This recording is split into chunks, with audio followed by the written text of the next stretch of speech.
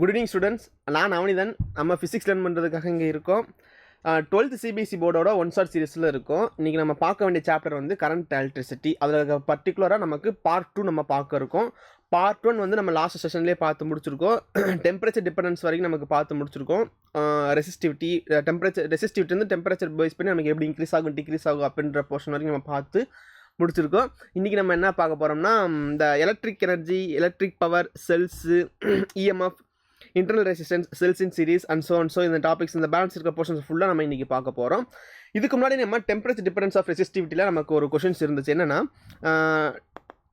இந்த ஃபார்முலா நம்ம யூஸ் பண்ணியிருந்தோம், 1 + ஆல்ஃபா t - t0. இதில் இந்த ஆல்ஃபாவோட யூனிட்ஸ் என்ன அப்படின்றது நமக்கு லாஸ்ட் கிளாஸில் நமக்கு சொல்ல வேண்டியது இருந்துச்சு.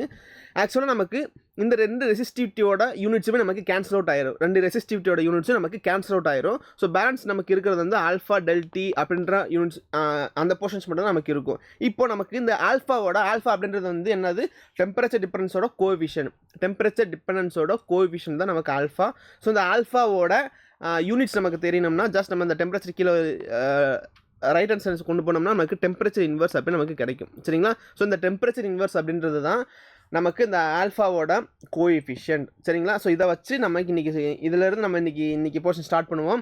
இன்றைக்கி நம்ம பார்க்க போகிறது என்னென்ன பார்க்க போகிறோம்னு சொல்லியாச்சு. பார்ட் 2 நம்ம பார்க்க இருக்கோம். ஸோ நீங்கள் பார்த்துக்கிட்டு இருக்கும்பொழுது ஜஸ்ட் நீங்கள் என்ன செய்யணும், ஒரு நோட்டு, பென்னு ப்ளஸ் உங்களோட ஃபார்முலா ஷீட்டை எடுத்து வச்சிடணும். நீங்கள் நம்ம பார்க்க அப்படியே சைட் பை சைடு உங்களோட நோட்ஸே அப்டேட் பண்ணிக்கிட்டே வரணும். உங்களோட ஃபார்முலா ஷீட்லேயும் நீங்கள் ஃபில் பண்ணிக்கிட்டே வந்துடணும். ஸோ அதுக்கு முன்னாடி நீங்கள் நீட் ஜேஇ ஸ்டூடெண்ட்ஸாக இருந்தீங்கன்னா, நீட் ஜேஇ ப்ரிப்பேர் பண்ணுற மாதிரியான ஸ்டூடெண்ட்ஸாக இருந்தீங்கன்னா உங்களுக்காக நாங்கள் கைடன்ஸ் கொடுக்குறோம். நாங்கள் எங்கெல்லாம் இருக்கோம்னா, கோயம்புத்தூர், திருச்சி, திருநெல்வேலி அப்படின்ற 3 டிஸ்ட்ரிக்ட்லையும் இருக்கும். எங்ககிட்ட அரௌண்ட் ஒரு தளபதி, வெற்றி மாறா, தளபதி ப்ரோ அப்படின்ற பேட்சஸ்லாம் இருக்குது. இதெல்லாம் என்னென்னா, ஆன்லைன் கோர்சஸ், கொஞ்சம் ஆஃப்லைன் கோர்சஸ். சில கோர்சஸ் வந்து ஆன்லைனில் இருக்கும், சில கோர்சஸ் வந்து ஆஃப்லைனில் இருக்கும். உங்களுக்கு எந்த மாதிரியான கோர்சஸ் வந்து வேணும் அப்படின்ற பட்சத்தில் நீங்கள் அதுக்கு தகுந்த மாதிரியான கோர்சஸ் அவைல் பண்ணிக்கலாம். நீங்கள் 11th உங்களோட ப்ரிப்பரேஷன் ஸ்டார்ட் பண்ணியிருக்கீங்க அப்படின்னா, ப்ளஸ் நீங்கள் அந்த 11th உங்களோட நீட் ஜர்னி நீங்கள் ஸ்டார்ட் பண்ணணும் அப்படின்னா, நீங்கள் தலை அப்படின்ற பேட்ச் வந்து உங்களுக்கு கரெக்டாக இருக்கும். ப்ளஸ் வந்து அதே மாதிரி தளபதி அப்படின்ற மாதிரி நீங்கள் 11th இல்லை 12th ஸ்டார்ட் பண்ணுற மாதிரி இருந்துச்சுன்னா உங்களுக்குன்னு ஒரு பர்டிகுலர் கோர்சஸ் வந்து இங்கே அவைலபிளாக இருக்குது. நீங்கள் ஆன்லைனில் படிக்க விருப்பப்பட்டாலும் ஓகே, இல்லை ஆஃப்லைனில் வந்து நாங்கள் படிக்கணும் அப்படின்னு இருந்தாலுமே, ஸோ நம்மளோட சென்டர்ஸ் வந்து இங்கே திருச்சி, திருநெல்வேலி, கோயம்புத்தூர் அப்படின்ற டிஸ்ட்ரிக்ட்ஸ் 3 இடத்துல இருக்குது. நீங்கள் நேரடியாக வந்து கூட ஒன்ஸ் நீங்கள் விசிட் பண்ணலாம். ப்ளஸ் வந்து நீங்கள் உங்களுக்கு என்கொயரி உங்களுக்கு அட்மிஷன் ரிலேட்டட் என்கொயரிஸ் தேவைப்பட்டுச்சுன்னா 8129000700. ஸோ இந்த நம்பருக்கு நீங்கள் கால் பண்ணிங்கன்னா உங்களை வந்து கைட் பண்ணுவோம். மென்டார்ஸ் வந்து உங்களுக்கு கைட் பண்ணுவாங்க. உங்களுக்கு எந்த பேட்சஸ் வந்து கரெக்டாக இருக்கும், ப்ளஸ் வந்து கோர்ஸ் ஃபீஸ் எவ்வளவு, உங்களுக்கு டிஸ்கவுண்ட்ஸ் எவ்வளோ இருக்கும். ஆக்சுவலாக உங்களுக்கு என்னென்னா டிஸ்கவுண்ட்ஸ் இருக்குது, ஸ்காலர்ஷிப்ஸ் கூட இருக்குது. நீங்கள் ஏற்கனவே ஜைலம் ஸ்டூடெண்ட் இருந்தீங்கன்னா உங்களுக்கு டிஸ்கவுண்ட்ஸ் இருக்குது. நீங்கள் 10th நல்ல ஸ்கோர் எடுத்திருந்தீங்க, நான் ஆல்ரெடி அப்படி இல்லாட்டினா நான் நீட்டில் நல்ல மார்க் எடுத்திருக்கேன் அப்படின்ற பட்சத்தில் நீங்கள் ஏற்கனவே நீட் எழுதி அதை நல்ல மார்க் எடுத்திருக்கீங்கன்னா அதுக்கும் உங்களுக்கு டிஸ்கவுண்ட்ஸ் இருக்குது, ஸ்காலர்ஷிப்ஸ் இருக்குது. நீங்கள் ஷெட்யூல்டு கேஸ்ட்டாக இருந்தாலும், நீங்கள் ஷெட்யூல்டு ட்ரைபாக இருந்தாலும், நீங்கள் எந்தெந்த கேட்டகரியில் இருக்கீங்களோ அந்த கேட்டகரிக்குன்னு தகுந்த மாதிரி ஒரு ப்ரொபோஷனல் அமௌண்ட் வந்து டிஸ்கவுண்ட்ஸ் இருக்கும், ஸ்காலர்ஷிப்ஸ் இருக்கும். நீங்கள் அது எல்லாத்தையுமே இந்த நம்பருக்கு கால் பண்ணி நீங்கள் என்கொயரி பண்ணிக்கலாம். ப்ளஸ் வந்து உங்களுக்குன்னு தனியாக பேட்சஸுமே இங்கே இருக்குது. ஸோ நீங்களோட படிக்கும் போதேவும் இயர் சர்வீஸ் வேஸ்ட் பண்ணாமல் நீங்கள் 12th படிக்கும் போதே உங்களோட ஜேர்னியை ஸ்டார்ட் பண்ணணும்னா இது வந்து ஒரு நல்ல ஆப்பர்ச்சுனிட்டியாக இருக்கும். உங்களுக்கு வந்து எப்படின்னா, நீங்கள் கோர்ஸ் அவைல் பண்ணதுக்கப்புறம் உங்களுக்கு வந்து ஸ்டடி மெட்டீரியல் ஒரு நேஷனல் லெவல் ஸ்டடி மெட்டீரியல் வந்து உங்களுக்கு ப்ரொவைட் பண்ணுவாங்க. ப்ளஸ் வந்து உங்களுக்கு பெரிய டவுட்டாக என்ன இருக்கும்னா, நமக்கு போர்டு எக்ஸாம் நம்மளால் கான்சன்ட்ரேட் பண்ண முடியாதோ அப்படின்ற மாதிரி உங்களுக்கு தோணும். என்னென்னா, இட்ஸ் அண்டர்ஸ்டாண்டிங் லெவலில் மட்டும்தான் நமக்கு என்ஹான்ஸ் பண்ண போகிறோமே தவிர நமக்கு எந்த ஒரு விதத்துலையும் நமக்கு போர்டு எக்ஸாம்ஸ் வந்து உங்களுக்கு பாதிப்பே அடையாது. உங்களோட போர்டு எக்ஸாமோட ஸ்கோரையும் இது வந்து எலிவேட் பண்ணி தான் கொடுக்கும் இந்த ப்ரிப்ரேஷன். ஸோ போர்டு எக்ஸாம்ஸ் பாதிக்கிற மாதிரி இருக்காது. ப்ளஸ் டிபிபி மெட்டீரியல் அப்படின்றது வந்து உங்களுக்கு ப்ராப்ளம்ஸ் மட்டும் கம்பைல் பண்ணி இருக்கிற மாதிரி ஒரு உங்களுக்கு மெட்டீரியல் கொடுப்பாங்க. ஒரு சாப்டர் வைஸாக கொடுப்பாங்க, அது உங்களுக்கு கிடைக்கும். ப்ளஸ் இது இல்லாமல் உங்களுக்கு ஜைலம் லேர்னிங்கோட ஆப் ஆக்சஸும் உங்களுக்கு கிடைக்கும். நீங்கள் எந்த இடத்துல இருக்கீங்க, உங்களை வந்து எப்பயுமே பீரியாடிக் அசஸ் பண்ணிக்கிட்டே இருப்பாங்க. உங்களுக்கு பீரியாடிக்காக பேரண்ட்ஸ் மீட்டிங்ஸ் இருக்கும். ப்ளஸ் வந்து இதுதான் எங்களோட மாறா பேட்சோட டீட்டெயில்ஸ். ஸோ நாங்களாம் உங்ககிட்ட என்ன நம்பிக்கையில் வரது அப்படின்னு உங்களுக்கு தோணுச்சுன்னா, நாங்கள் லாஸ்ட் 5 yearsல மோர் தென் 2000 MBBS எலிஜிபிள் ஸ்டூடெண்ட்ஸை வந்து நாங்கள் ப்ரொடியூஸ் பண்ணியிருக்கோம். விச் மீன்ஸ் நாங்கள் நீட் கிளியர் பண்ண வச்சுருக்கோம். ஸோ இதுதான் எங்களோட சின்ன அறிமுகம். இதை நீங்கள் பேஸ் பண்ணிவிட்டு நீங்கள் என்ரோல் பண்ணிக்கலாம். சரிங்களா? இதில் உங்களுக்கு என்னெல்லாம் கிடைக்கும் அப்படின்னா உங்களுக்கு ஆஃப்லைன் கோர்சஸ் ஆஃப்லைன் நீங்கள் இது வந்து மாரா பேட்ச் அப்படின்றது வந்து ஆஃப்லைன் கோர்சஸ். உங்களுக்கு ஃபேஸ் டு ஃபேஸ் கிளாஸஸ் இருக்கும். அதே முன்னாடி இதில் வந்து இன்னொரு மெத்தட் என்னென்னா ஹைப்ரிட் மெத்தட் அப்படின்னு சொல்லிட்டு ஒரு சூப்பரான மெத்தட் ஃபாலோ பண்ணிக்கிட்டு இருக்கோம். நீங்கள் ஃபஸ்ட் டே வந்து படிக்கிறத வந்து ஃபஸ்ட் டே நாங்கள் டீச்சர்ஸ் இன்றைக்கி நடத்துகிற போர்ஷன்ஸ் வந்து நீங்கள் நேற்றே படித்து முடிச்சுடுவீங்க. ஆன்லைனில் படித்து முடிச்சுடுவீங்க. ப்ளஸ் வந்து இன்றைக்கி வந்து நீங்கள் மறுபடியும் அதை ஆஃப்லைனில் படிக்கிற மாதிரி இருக்கும். விச் மீன்ஸ் நீங்கள் ஒரு போர்ஷன்ஸை வந்து நீங்கள் 2 times 2 டிஃப்ரெண்ட் டீச்சர்ஸ் வந்து உங்களுக்கு டீச் பண்ணுவாங்க. அப்படி படிக்கும்போது உங்களுக்கு புரிதலோட அண்டர்ஸ்டாண்டிங்கோட லெவலும் சூப்பராக இருக்கும்.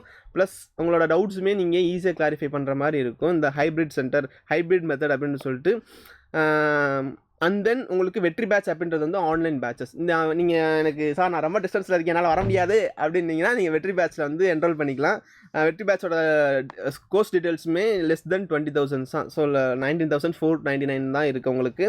அதையுமே நீங்கள் அவைல் பண்ணிக்கலாம் ஃபார் 1 year. உங்கள் ஹோல் ஜேர்னி உங்களோட நீட் ப்ரிப்பரேஷன் ஜேர்னி வரைக்குமே உங்களுக்கு இந்த கோர்ஸ் தான் இருக்குது. ப்ளஸ் உங்களுக்கு எக்கச்சக்கமான எக்ஸாம்ஸ்லாம் இருக்குது. நீங்கள் எந்த மந்த்லி எக்ஸாம்ஸ் இருக்குது, கிராண்ட் டெஸ்ட் இருக்குது, ஃபுல் டெஸ்ட் இருக்குது, வீக்லி டெஸ்ட் இருக்குது, அந்த டெஸ்ட் இருக்குது, இந்த டெஸ்ட் இருக்குது, எல்லா டெஸ்ட் இருக்குது.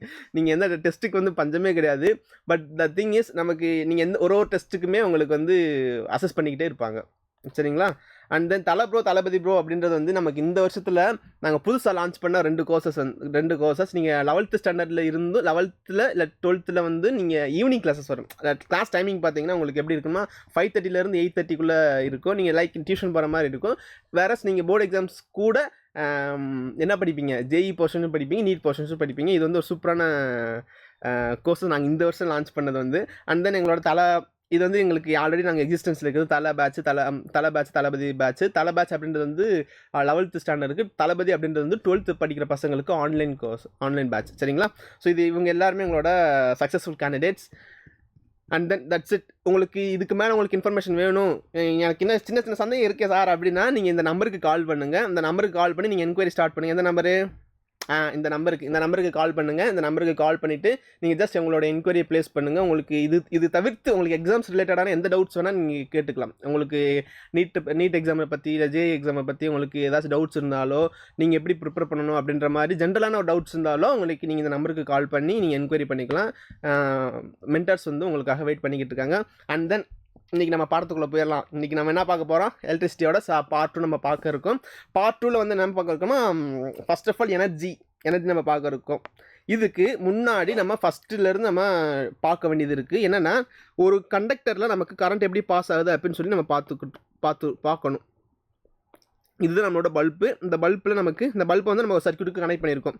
ஆக்சுவலாக நமக்கு என்ன சொல்லியிருந்தோம், கரண்ட் வந்து எப்போ நமக்கு ஃப்ளோ ஆகுது அப்படின்னு நம்ம சொல்லியிருந்தோம்னா, எப்போ நமக்கு பொட்டன்ஷியல் டிஃப்ரென்ஸ் கிரியேட் ஆகுது அப்போலாம் நமக்கு கரண்ட் ஃப்ளோ ஆகுது அப்படின்னு நம்ம சொல்லியிருந்தோம். ஸோ அந்த பொட்டன்ஷியல் டிஃப்ரென்ஸ் யார் சார் கிரியேட் பண்ணுவாங்க அப்படின்னா, அதுதான் நம்மளோட பேட்டரி கிரியேட் பண்ணுவாங்க. சரிங்களா? இந்த பேட்டரி என்ன செய்யும், creates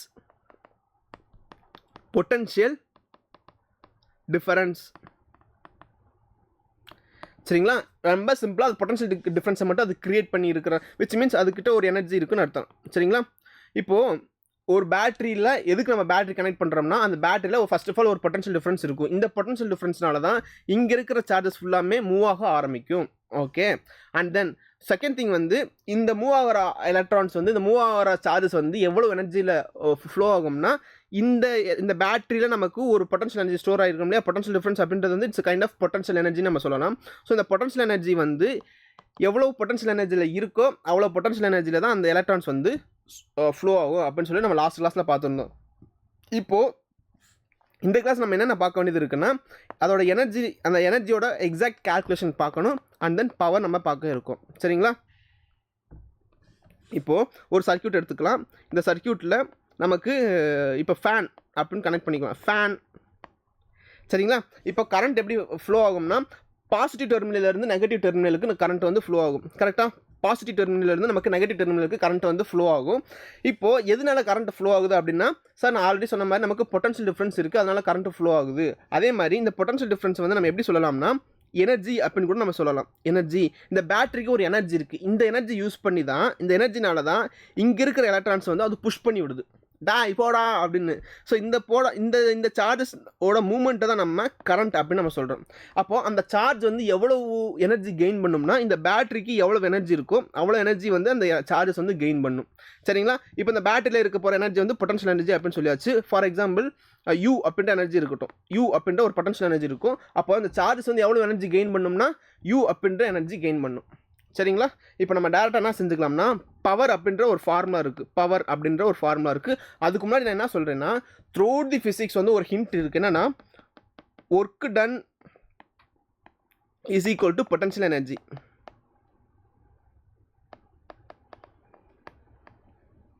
work done is equal to potential energy. இதை மறக்காதீங்க.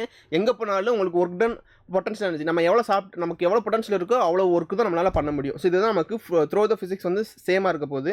இப்போது பவருக்கு வந்து ஒரு ஜென்ரலாக ஒரு ஃபார்முலா இருக்குது. என்ன ஃபார்முலா இருக்குன்னா, work done divided by time taken. இது எப்படி நம்ம புரிஞ்சுக்கிறது? ஒருத்தருக்கு வந்து செம்மையான பவர் பயங்கரமாக இருக்குன்னா, ஒரு கம்மியான நேரத்தில் அவர் அதிகமான ஒர்க்கு செஞ்சு முடிச்சிடுவார். ஒரு கம்மியான நேரத்தில் அதிகமான ஒர்க்கு செஞ்சு முடிச்சிடுவார். விச் மீன்ஸ் அவருக்கு வந்து பவர் அதிகமாக இருக்குது அப்படின்னு அர்த்தம். அதே மாதிரி நம்ம இன்வெர்ஸாகவும் நம்ம பண்ணிக்கலாம். இன்கேஸ் ஒரு வேலையை அவர் செய்கிறதுக்கு ரொம்ப நேரம் எடுத்துக்கிறாருன்னா அவர்கிட்ட பவர் கம்மியாக இருக்குது அப்படின்னு அர்த்தம். விச் மீன்ஸ் நீங்கள் பவரோட ஃபார்முலா வந்து நீங்கள் ஞாபகத்தில் வச்சுக்கணும். Power is nothing but work divided by time. இப்போ நான் என்ன சொல்கிறேன்னா, இந்த இடத்துல ஒர்க் அப்படின்றது வந்து it's terms of potential energy. இந்த பொட்டன்ஷியல் எனர்ஜி அப்படின்றது வந்து இந்த செல்லுக்கு, இந்த பேட்டரிக்கு எவ்வளோ பொட்டன்ஷியல் எனர்ஜி இருக்கோ அவ்வளோ பொட்டன்ஷியல் எனர்ஜியில் அந்த சார்ஜ் வந்து மூவ் ஆக போகுது. கரெக்டாக? இதை அப்படியே ஞாபகத்தில் வச்சுக்கலாம். இப்போ பவர் அப்படின்றது வந்து நமக்கு ஒர்க் டன் அப்படின்றது பதிலாக நம்ம பொட்டன்ஷியல் எனர்ஜி அப்படின்னு எழுதிக்கலாம். P potential energy per time taken. சரிங்களா? இப்போது இந்த பொட்டன்ஷியல் எனர்ஜி அப்படின்றத நம்ம இன்னமும் கொண்டு நம்ம என்ன செஞ்சுக்கலாம்னா, நம்ம லாஸ்ட் சாப்டரில் பார்த்துருக்கோம் இல்லையா, கெப்பாசிட்டன்ஸ் சாப்டரில் ஒரு யூனிஃபார்ம் ஃபீல்டில் நம்ம ஒரு சார்ஜ் நம்ம பிளேஸ் பண்ணோம்னா அதுக்கு எவ்வளோ பொட்டன்ஷியல் எனர்ஜி கெயின் பண்ணும் அப்படின்றத நம்ம பார்த்துருக்கோம். இப்போ இந்த பாயிண்ட்டை பார்த்தீங்கன்னா, இந்த செல் அப்படின்றதுலேருந்து நமக்கு எனர்ஜி அப்படின்றது வந்து எலக்ட்ரிக் ஃபீல்ட் லைன்ஸ் இங்கேருந்து வரும். ஸோ அந்த எலக்ட்ரிக் ஃபீல்ட் லைன்ஸ் தான் அதை நம்ம புஷ் பண்ணி போகுது அப்படின்னு நம்ம சொல்லலாம். சரிங்களா? இப்போது இந்த பொட்டன்ஷியல் எனர்ஜிக்கு பல நான் ஒரு ஹிண்ட் ஒர்க் கொடுத்துருந்தோம் இல்லையா, V is equal to U by Q அப்படின்னு நம்ம சொல்லியிருந்தோம். ஸோ U அப்படின்றது வந்து QV அப்படின்ற ஒரு ஃபார்முலா இருக்குது, நம்ம ஜென்ரலாக இருக்குது. அப்படின்னா நம்ம எப்படி சொல்லியிருந்தோம், குவீன் அப்படின்னு சொல்லி நீங்கள் ஞாபகத்தை வச்சுக்கோங்க அப்படின்னு சொல்லியிருந்தோமா. இப்போது U is equal to QV அப்படின்ற ஃபார்முலா நமக்கு தெரியும். இப்போது இந்த ஃபார்முலாவை நம்ம இங்கே கொண்டு வர போகிறோம். QV divided by T. சரிங்களா? QV டிவைடட் பை T அப்படின்ற ஃபார்முலா நமக்கு கொண்டு வர போகிறோம்.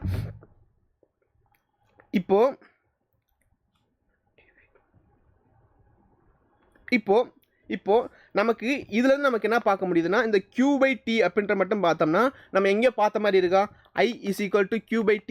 ஃபஸ்ட்டு இந்த ஃபார்முலா தானே பார்த்துருந்தோம். I is equal to Q by T அப்படின்ற ஃபார்முலா பார்த்துருந்தோம்னா, இப்போது இந்த ஃபார்முலா நமக்கு எப்படி ரீரைட் ஆகும்னா VI அப்படின்னு எழுதலாம். அப்போ ஜென்ரல் நம்மளோட பவர் நம்ம எப்படி எழுதிக்கலாம்னா, power is nothing but voltage into current.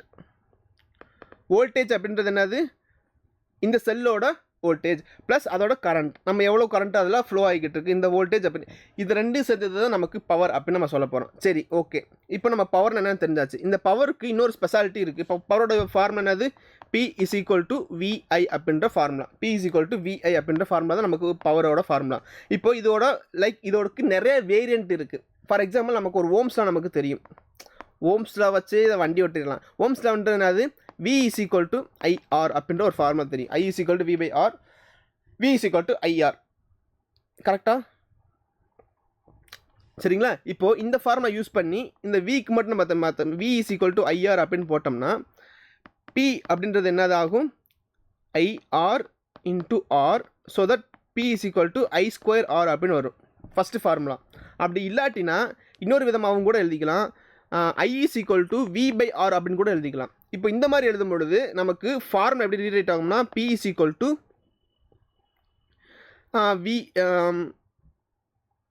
VI by R, which means P is equal to I square R அப்படின்னு எழுதிக்கலாம்.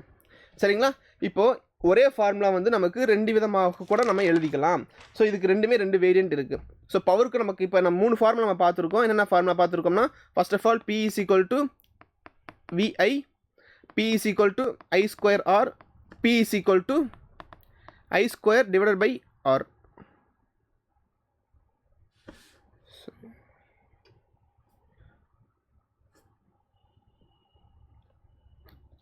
ஸோ ஐக்கு பதில் நம்ம இங்கே வி போடணும்னா மிஸ்டேக் பண்ணிட்டேன்டா.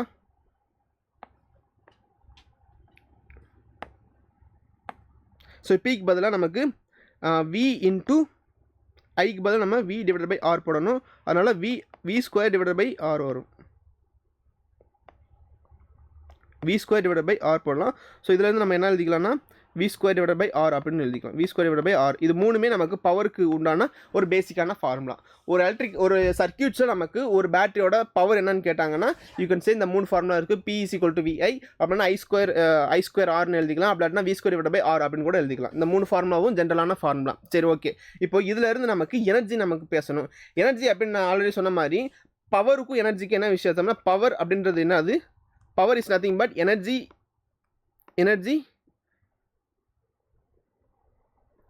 Divided by time. கரெக்டாக?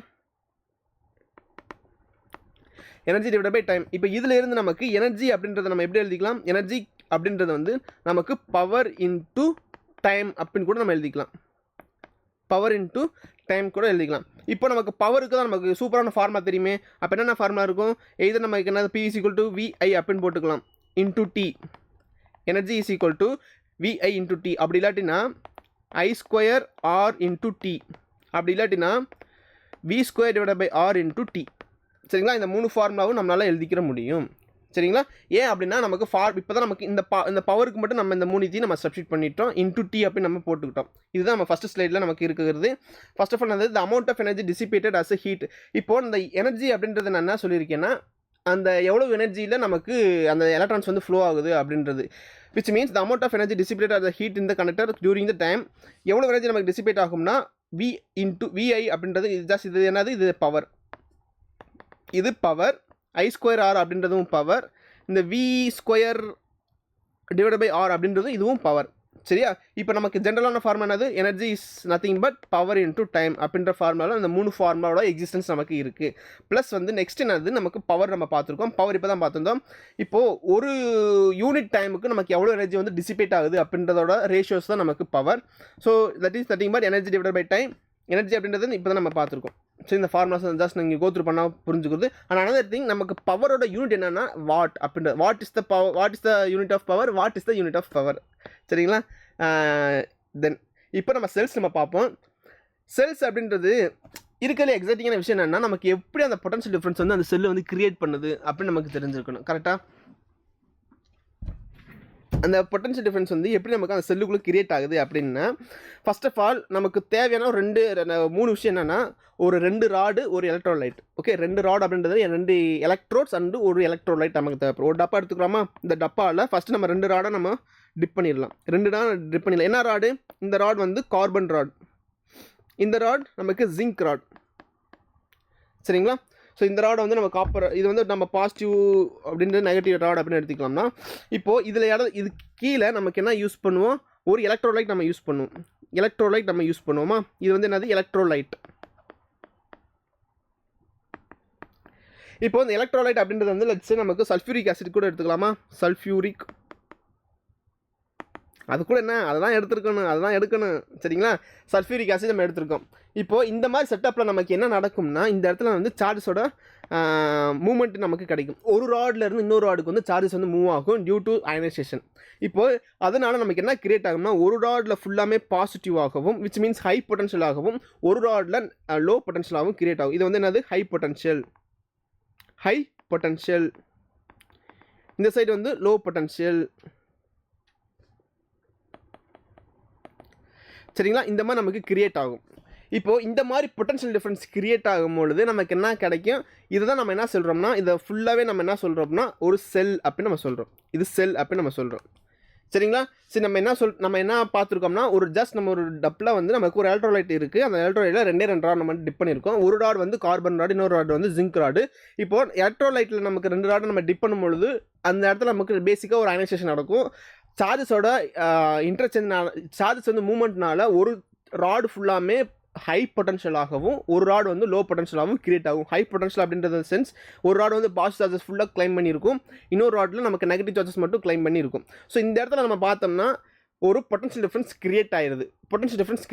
இப்போது இதை தூக்கிட்டு போய் நம்ம ஒரு சர்க்யூட்டுக்கு கனெக்ட் பண்ணோம்னா பல்புக்கு கனெக்ட் பண்ணோம்னா நமக்கு பல்பு க்ளோ ஆகாதானா கண்டிப்பாக க்ளோ ஆகும். ஏன் அப்படின்னா இந்த இடத்துல ஒரு பொட்டன்ஷியல் டிஃப்ரென்ஸ் இருக்குது. ஸோ இந்த கண்டக்டர் இந்த ஒயரில் வந்து நமக்கு எலக்ட்ரான்ஸ் இருக்கும். அப்போ இந்த பொட்டன்ஷியல் டிஃப்ரென்ஸ்னால இந்த எலக்ட்ரான்ஸ் வந்து மூவ் ஆகும். அதனால நமக்கு கரண்ட் கிடைக்கும். அதனால அந்த பல்ப் வந்து க்ளோ ஆகும் அப்படின்னு நம்ம சொல்லிடணும். சரிங்களா? இப்போ இதுதான் நம்மளோட செல்லோட பேசிக்கான ஒரு ஐடியா. இப்போது செல் அப்படின்றது என்னது? A simple device which maintain a steady current in electric circuit is called is a electrolyte cell. இந்த செல் அப்படின்றது வந்து நமக்கு இன்னொரு பேர் என்னது? எலக்ட்ரோலைட் செல்லுன்னு கூட நம்ம சொல்லிக்கலாம். அண்ட் இதுதான் நம்மளோட செட்டப். ஓகே, ஸோ இந்த செல்லில் வந்து நமக்கு எக்ஸ்டர்னலாக ஒரு நம்ம சர்க்யூட் கனெக்ட் பண்ணும்போது நமக்கு சார்ஜோட மூவ்மெண்ட் இருக்கும், விச் மீன்ஸ் அதை கரண்ட் அப்படின்னு கூட சொல்லலாம். And this is the basic simple. நம்ம செல்லை அண்ட் அனதர் திங், ஒரு செல்லை நம்ம டினோட் பண்ணணும்னா நம்ம சிம்பிள் எப்படி இருக்க போது? இதுதான் நம்மளோட சிம்பிள், ஒரு செல்லோட சிம்பிள். ஒரு செல்லுக்கு மேலே நிறைய செல்லோட சேர்ந்தது தான் நம்ம பேட்டரி அப்படின்னு சொல்லலாம். ஸோ பேட்டரி அப்படின்றது என்னது? நமக்கு மோர் தென் ஒன் செல்ஸ். பேட்டரி அப்படின்றது வந்து மோர் தென் ஒன் செல். சரிங்களா? அப்போது இது இந்த மாதிரி ஒரு செல்லுக்கு மேலே நிறைய செல்லோட காம்பினேஷன்ஸ் தான் நம்மளோட பேட்டரி அப்படின்னு நம்ம சொல்ல போகிறோம். சரிங்களா? ஸோ இது வரைக்கும் உங்களுக்கு புரிஞ்சிருக்கும். ஓகே, இதுக்கடுத்து ஒரு முக்கியமான பயவுள்ள வந்து எலக்ட்ரோமோட்டிவ் ஃபோர்ஸ். இந்த பேர்லேயே வந்து குழப்பமான இது, எலக்ட்ரோமோட்டிவ் ஃபோர்ஸ் அப்படின்றது வந்து ஆக்சுவலாக அது ஃபோர்ஸே கிடையாது. அது வந்து it's not a force. But அப்போ எதுக்கு நமக்கு அந்த ஃபோர்ஸ் பேசுகிறாங்கன்னா, எலக்ட்ரோமோட்டிவ் ஃபோர்ஸ் அப்படின்றது நம்ம சொன்னோம் இல்லையா, இந்த செல்லு நம்ம சொல்லியிருந்தோம்ல, இந்த செல்லில் நமக்கு என்னது? ஒரு பொட்டன்ஷியல் டிஃப்ரென்ஸ் கிரியேட் ஆகுது. இந்த பொட்டன்ஷியல் டிஃப்ரென்ஸோட வேல்யூ நமக்கு என்ன சொல்லுவோம்னா, லெட்ஸே ஒரு நீங்கள் ஒரு செல் நீங்கள் யூஸ் பண்ணிங்கன்னா உங்களுக்கு எவ்வளோ கிடைக்கும்? ஒரு 1.5 வோல்ட் 9 வோல்ட் அப்படின்ற பேட்டரியை நீங்கள் பார்ப்பீங்க. இப்போ இந்த 1.5 இந்த 9 வோல்ட் அப்படின்றது தான் என்னது? நம்மளோட இஎம்எஃப். இதுதான் நம்மளோட இஎம்எஃப். ஸோ இந்த இஎம்எஃப் அப்படின்றது வந்து it's nothing but the potential difference. ஒரு செல்லில் இருக்கிற போகிற பொட்டன்ஷியல் டிஃப்ரென்ஸோட ஒரு கால்குலேஷன் தான் எலக்ட்ரோமோட்டிவ் ஃபோர்ஸ். ஆக்சுவலாக it's not a force, it's a energy அப்படின்னு சொல்கிறேன். ஸோ எவ்வளோ எனர்ஜி அது இருக்கும்னா, நமக்கு 1.5 அப்படின்னு இன்கேஸ் அவங்க டினோட் பண்ணியிருந்தாங்க, 1.5 அப்படின்னு அவங்க டினோட் பண்ணியிருந்தாங்கன்னா இதுக்கு மீனிங் என்னதுன்னா 1.5 ஜூல்ஸ் பெர் செகண்ட் அர்த்தம். விச் மீன்ஸ் தே கேன் இவ்வளோ ஒரு செகண்டுக்கு இவ்வளோ ஜூல்ஸை வந்து ஒரு கூலும்க்கு நினைக்கிறேன், ஒரு கூலும்க்கு வந்து இவ்வளோ ஜூல்ஸை வந்து அவங்க எனர்ஜி வந்து அவங்களால ப்ரொடியூஸ் பண்ண முடியும். இந்த இடத்துல நமக்கு இந்த செல்லோட வேல்யூ என்னது 9 வோல்ட்னு எடுத்துக்கலாம், 9 வோல்ட் எடுத்துக்கலாம். அப்போ ஒரு கூலுமுக்கு அவங்க 9 ஜூல்ஸ் அமௌண்ட் ஆஃப் எனர்ஜி வந்து கொடுத்து அந்த எலக்ட்ரான்ஸ் வந்து அவங்க மூவ் பண்ண வைப்பாங்க அப்படின்னு அர்த்தம். ஸோ அந்த கரண்ட் வந்து அவ்வளோ எனர்ஜியில் மூவ் ஆகும் அப்படின்னு அர்த்தம். சரிங்களா? இப்போது எலக்ட்ரோமோட்டிவ் ஃபோர்ஸ் அப்படின்றது வந்து first of all it's not a force. கரெக்டாக? எலக்ட்ரோமோட்டிவ் ஃபோர்ஸ் வந்து இது ஃபர்ஸ்ட் ஆஃப் அது ஃபோர்ஸே கிடையாது. It's just a potential difference தான் நம்மளோட எலக்ட்ரோமோட்டிவ் ஃபோர்ஸ் அப்படின்னு சொல்லுவோம். ஸோ அதுக்கு பேர் நம்ம வந்து அதுக்கு ஒரு செல்லோட பொட்டன்ஷியல் டிஃப்ரென்ஸ் தான் இன்னொரு பேர் தான் அது எலக்ட்ரோமோட்டிவ் ஃபோர்ஸ். இந்த எலக்ட்ரோமோட்டிவ் ஃபோர்ஸ் தான் நம்ம எப்படி நம்ம பார்க்குறோம்னா, அந்த 1.5 வோல்ட்டு 9 வோல்ட் அப்படின்னு சொல்லிட்டு அந்த செல்லில் எழுதிருக்கோம் இல்லையா, அது எல்லாமே எலக்ட்ரோமோட்டிவ் ஃபோர்ஸோட ரெப்ரசன்டேஷன் தான். சரிங்களா? when no current flows, the potential difference between the positive and negative electrodes of the cell is electromotive force. இப்போ நம்ம இந்த செல்லில் நமக்கு எந்த ஒரு ஒன்ஸ் நம்ம கனெக்ட் பண்ணிட்டோம்னா நமக்கு சார்ஜோட மூவ்மெண்ட் இருக்கும். எந்த ஒரு கனெக்ஷனுமே இல்லாத டைமில் நமக்கு 2 எலக்ட்ரோட்ஸ்க்கும் இடையில இருக்கிற அந்த டிஃப்ரென்ஸ் தான் நம்மளோட எலக்ட்ரோமோட்டிவ் ஃபோர்ஸ். ஓகேங்களா? ஸோ இதோட ரெப்ரசன்டேஷன் எப்படி இருக்க போது? ஜஸ்ட் நீங்கள் ஃபஸ்ட்டு பாசிட்டிவ் எலக்ட்ரோடு நெகட்டிவ் எலக்ட்ரோடையும் நீங்கள் சேர்த்து வச்சோம்னா தட்ஸ் இஎம்எஃப் அப்படின்னு சொல்லலாம். ஃபார் எக்ஸாம்பிள் நீங்கள் ஒன்றும் இல்லை, ரொம்ப கன்ஃபியூஸ் பண்ணிக்க வேண்டியது இல்லை. இஎம்எஃப் அப்படின்றது வந்து ஜஸ்ட் ஒரு 1.5 வோல்ட்டுன்னு எழுதிக்கலாம், 9 வோல்ட் எழுதிக்கலாம். It's a battery. அந்த பேட்டரியோட பொட்டன்ஷியல் டிஃப்ரென்ஸ் தான் நம்ம இஎம்எஃப் அப்படின்னு சொல்ல. It's not a force. சரிங்களா? இப்போ நமக்கு சூப்பரான பேட்டரி, ஐடியலான பேட்டரி அப்படின்னு சொல்லி ஒரு விஷயம் இருக்குது. ஐடியலான பேட்டரினா நம்ம உலகத்துலேயே அந்த மாதிரி பேட்டரி கிடையாது. ஆனால் இன்கேஸ் நம்ம தப்பி தவறி அதை செஞ்சிட்டோம்னா அந்த ஐடியல் பேட்டரியில் என்ன இருக்கும்னா இன்டர்னல் ரெசிஸ்டன்ஸே இருக்காது. அதுக்கு மாதிரி இன்டர்னல் ரெசிஸ்டன்ஸ் என்னென்னா இன்டர்னல் ரெசிஸ்டன்ஸ். இப்போது நம்ம ஒரு செல்லுக்கு நம்ம என்ன இதுதான் நம்மளோட செல்லாக அப்படி இருந்துச்சுன்னா, இதுதான் நம்மளோட செல்லாக இருந்துச்சுன்னா அந்த செல்லுக்கு நம்ம எக்ஸ்டர்னலாக ஒரு ரெசிஸ்டன்ஸ் கனெக்ட் பண்ணுவோம். ரெசிஸ்டன்ஸ் இந்த சென்ஸ் நமக்கு எந்த ஒரு இருந்துச்சுன்னா அதில் ஒரு பர்டிகுலர் இன்டர்னல் ரெசிஸ்டன்ஸ் இருக்கும். இப்போ நம்ம இந்த சர்க்யூட்டில் நம்ம ஒரு ரெசிஸ்டன்ஸ் கனெக்ட் பண்ணுறோம். இப்போது இதுதான் நம்மளோட செல், இதுதான் நம்மளோட செல், இந்த ரெசிஸ்டன்ஸ். இப்போ ஆக்சுவலாக இது வந்து எக்ஸ்டர்னல் ரெசிஸ்டன்ஸ் இருக்கா, இந்த ரெசிஸ்டன்ஸ் என்ன செய்யும், கரண்ட்டை வந்து ரெசிஸ்ட் பண்ணும். ஆனால் இந்த பேட்ரிக்குள்ளேவும் மறைமுகமான ஒரு ரெசிஸ்டன்ஸ் இருக்கும் அப்படின்னு ஒரு விஷயம் இருக்குது. எப்படின்னா, நம்ம மேனுஃபேக்சர் பண்ணும் போதேவும் நம்ம வந்து அதை வந்து அவாய்டே பண்ண முடியாது. அதுவும் அந்த செல்லில் நமக்கு, ஏன்னா இந்த செல்லுலேயுமே நம்ம பார்த்தோம்னா டியூ டு சம் ஏதோ இந்த ராடோட கிராஸ் செக்ஷனல் ஏரியானாலேயோ இல்லை ஏதோ ஒரு பேராமீட்டர்னாலேயோ நமக்கு இந்த செல்லுலேயும் இன்டர்னலாகவே ஒரு இன்டர்னல் ரெசிஸ்டன்ஸ் இருக்கும், கண்டிப்பாக இருக்கும். ஏன், அதை வந்து நம்ம தவிர்க்கவே முடியாது. சரிங்களா, அது வந்து நம்ம ஸ்மால் ஆர் அப்படின்னு எடுத்துக்க போகிறோம். ஓகேங்களா. ஸோ அந்த இன்டர்னல் ரெசிஸ்டன்ஸ் என்ன செய்யும்னா, கரண்ட்டை வந்து ரெசிஸ்ட் பண்ணும். ஸோ தட் நம்ம என்ன செஞ்சுக்கலாம்னா, இப்போது இந்த கரண்ட், இப்போ நமக்கு இந்த சர்க்யூட் இருக்கா, இந்த சர்க்யூட்டில் நமக்கு இந்த செல்லு மட்டும்தான் இருக்குன்னு நினைக்கிறோம். ஆனால் செல்லு மட்டும் இல்லை, அதுக்குள்ளே இவ்வளோ சின்ன இன்டர்னல் ரெசிஸ்டன்ஸ் இருக்குது. இப்போது இந்த இன்டர்னல் ரெசிஸ்டன்ஸில் இருக்கும் பொழுது நம்ம என்ன செய்வோம்னா, இந்த இடத்துல நமக்கு எவ்வளோ பொட்டன்ஷியல் டிஃப்ரென்ஸ் இருக்கும், இஎம்எஃப் அப்படின்றது எழுதிருப்போமா, இஎம்எஃப் அப்படின்றது எழுதியிருப்போம்.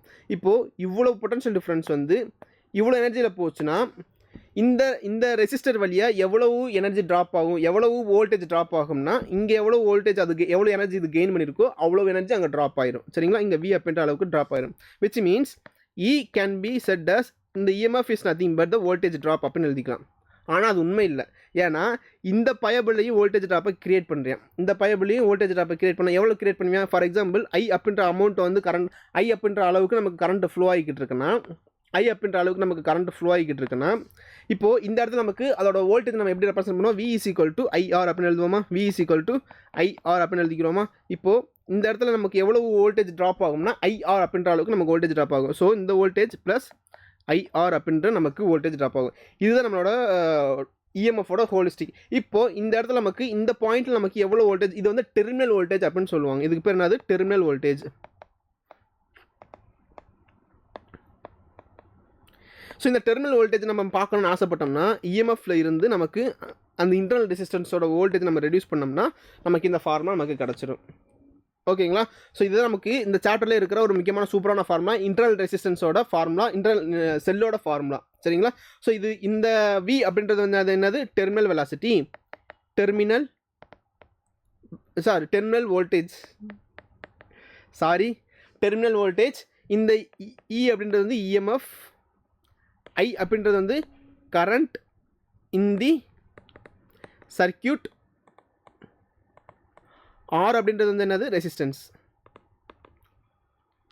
சரிங்களா. ஸோ இதுதான் அந்த ஃபார்முலா. பேசிக்காக நான் மறுபடியும் சொல்கிறேன், ஐடியல் பேட்டரி அப்படின்றது வந்து உலகத்தில் அந்த மாதிரி பேட்டரி கிடையாது. ஏன்னா நம்ம எந்த பேட்டரி நம்ம மேனுஃபேக்சர் பண்ணாலுமே அது இன்டர்னல் ரெசிஸ்டன்ஸ் இருக்கும். அதில் வந்து கொஞ்சமாச்சு அதோட உள்ளக்கே அது இன்டர்னல் ரெசிஸ்டன்ஸ் இருக்கும். ஸோ அந்த இன்டர்னல் ரெசிஸ்டன்ஸ் தான் நம்ம இந்த ஸ்மால் ஆர் அப்படின்னு நம்ம எழுதியிருக்கோம். இங்கே இடத்துல நமக்கு ஸ்மால் ஆர்னு எழுதிக்கணுமா, தப்பு பண்ணிட்டேன் மறுபடியும். இந்த இடத்துல நம்ம என்னது, இதை வந்து நம்ம கேபிட்டல் ஆர் அப்படின்னு எழுதிக்கலாம். இங்கே வந்து நம்ம கேபிட்டல் ஆர் அப்படின்னு எழுதிக்கலாம், இந்த ஸ்மால் ஆர் அப்படின்னு எழுதிக்கலாம். ஸோ தட் இங்கே என்ன எழுதிக்கலாம், ஸ்மால் ஆர் அப்படின்னு எழுதிக்கலாம்.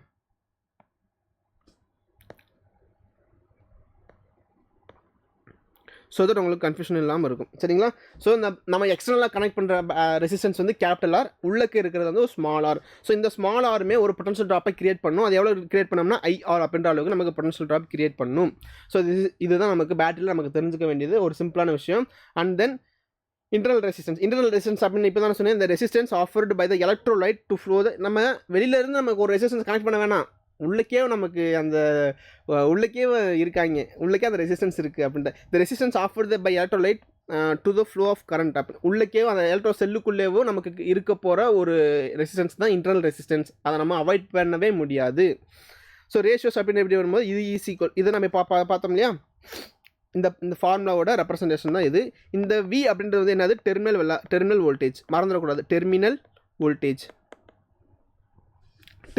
அப்படின்றது வந்து இங்கேருந்து நமக்கு ஒரு வோல்டேஜ் ட்ராப் கிடைக்குது. பட் இதுதான் நம்மளோட எக்ஸ்ட்ரீம், இங்கேருந்து நமக்கு எவ்வளோ இதுதான் நம்ம அவுட் எடுக்க போகிறோம். ஸோ இந்த இதுதான் ஃபைனல் பாயிண்ட். இங்கேருந்து நமக்கு எவ்வளோ டெர்மினலாக நமக்கு வோல்டேஜ் கிடைக்க போகுது அப்படின்றது அந்த terminal voltage is nothing but EMF minus current in the circuit times the internal resistance. சரி, இந்த கொஸ்டின்ஸ் ஃபுல்லாமே நம்ம லாஸ்ட்டில் பார்ப்போம். Then cells in series and cells in parallel. இதில் என்னென்னா செல்ஸ் இன் சீரிஸ் ஃபஸ்ட்டு பார்ப்போம். ரெண்டுமே கம்பேர் பண்ணி பார்ப்போம். அது ரொம்ப கொஞ்சம் ஈஸியாகவும் இருக்கும். செல்ஸ் இன் சீரிஸில் ஃபர்ஸ்ட் ஆஃப் ஆல் நமக்கு வந்து வோல்டேஜ் வந்து ஆட் ஆகும். ஃபஸ்ட்டு வந்து இஎம்எஃப் வந்து நமக்கு ஆட் ஆகும். இது வந்து ஃபஸ்ட்டு செல்லா, இது செகண்ட் செல்.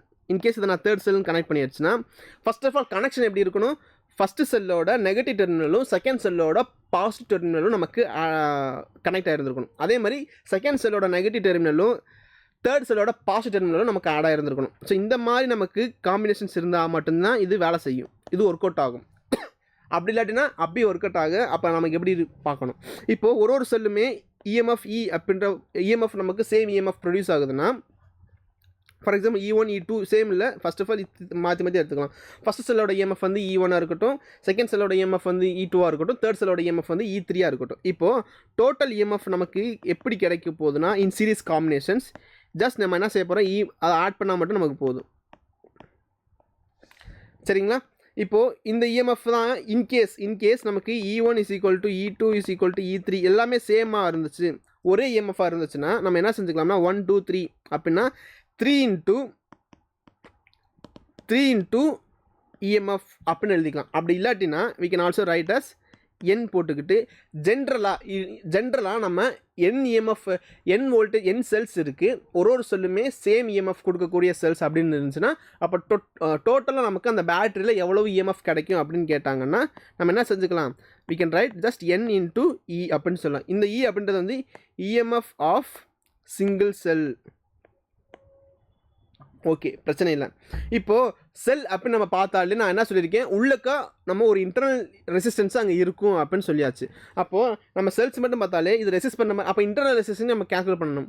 இன்டர்னல் ரெசிஸ்டன்ஸ் அப்படின்னாலே சீரிஸ் காம்பினேஷனில் இன்டர்னல் ரெசிஸ்டன்ஸ் கேல்குலேட் பண்ணுறது ரொம்ப சிம்பிள். ஜஸ்ட் நம்ம சமேஷன் மட்டும் எடுத்தால் போதும். அப்போ இன்டர்னல் ரெசிஸ்டன்ஸோட டோட்டல் ரெசிஸ்டன்ஸ் என்ன செய்ய, டோட்டல் ரெசிஸ்டன்ஸ் அப்படின்றது என்னது, R1 + R2 + R3. அப்படி இல்லாட்டினா இன்கேஸ் நமக்கு சிம்லர் ஆர் இருந்துச்சுன்னா, எல்லாமே சிம்லராக இருந்துச்சுன்னா NR அப்படின்னு எழுதிக்கலாம். NR ப்ளஸ் எக்ஸ்டர்னலாக நம்ம ஒரு ரெசிஸ்டர்ஸ் கனெக்ட் பண்ணியிருக்கோம்னா NR + R அப்படின்னு எழுதிக்கலாம். சரிங்களா? நான் மறுபடியும் கூட சொல்கிறேன், இன்கேஸ் நமக்கு ஒரு செல்லு 2 செல் 2 or 3 செல்ஸ் நமக்கு காம்பினேஷன்ஸ் இருக்குது, ஒரு எக்ஸ்டர்னலாக ஒரு ரெசிஸ்டன்ஸ் இருக்குது. இப்போ இந்த ஒரு செல்லுக்குள்ளேயுமே ஒரு ரெசிஸ்டர் இருக்கும், இந்த ஒரு செல்லுக்குள்ளேயுமே ஒரு இன்டர்னல் ரெசிஸ்டன்ஸ் இருக்கும், அதோட R அப்படின்னு எழுதிக்கலாம். சரிங்களா? ஃபார் எக்ஸாம்பிள் இதுக்கு இஎம்எஃப் வந்து சேம் இஎம்எஃப் கொடுக்கக்கூடிய செல்ஸ் வந்து நம்ம கம்பைன் பண்ணுறோம். எக்ஸ்டர்னலாக நம்ம ஒரே ஒரு ரெசிஸ்டர் மட்டும் நம்ம கனெக்ட் பண்ணுறோம், ஆர் அப்படின்னு கனெக்ட் பண்ணுறோம். இப்போது நமக்கு இதை நம்ம எப்படி நமக்கு எடுக்கணும்னா டோட்டல் இஎம்எஃப் அப்படின்றத நம்ம எப்படி எழுத போகிறோம்னா n into E அப்படின்னு எழுதிக்கலாம். ஸோ நம்ம டோட்டல் இன்டர்னல் ரெசிஸ்டன்ஸ் கால்குலேட் பண்ணணும்னா நம்ம டோட்டல் இன்டர்னல் இந்த சர்க்யூட் ஃபுல்லாக நமக்கு இன்டர்னல் ரெசிஸ்டன்ஸ் பார்த்தோம்னா எப்படி கிடைக்கும், இங்கே 3 இன்டர்னல் ரெசிஸ்டன்ஸ் இருக்குது ப்ளஸ் வந்து ஒரு எக்ஸ்டர்னல் ரெசிஸ்டன்ஸ் இருக்குது. அப்போது நம்ம டோட்டல் ரெசிஸ்டன்ஸ்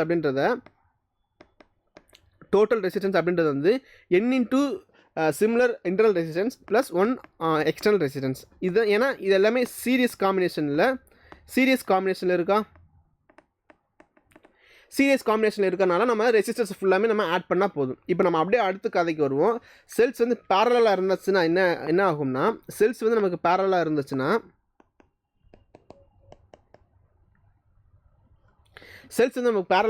ஃபார் எக்ஸாம்பிள் நம்ம 2 செல் எடுத்துக்கலாமா, இந்த 2 செல் எடுத்தாலே உள்ளக்கு வந்து ஒரு இன்டர்னல் ரெசிஸ்டன்ஸ் இருக்கும், இது வந்து இன்டர்னல் ரெசிஸ்டன்ஸ். அண்ட் அகெயின்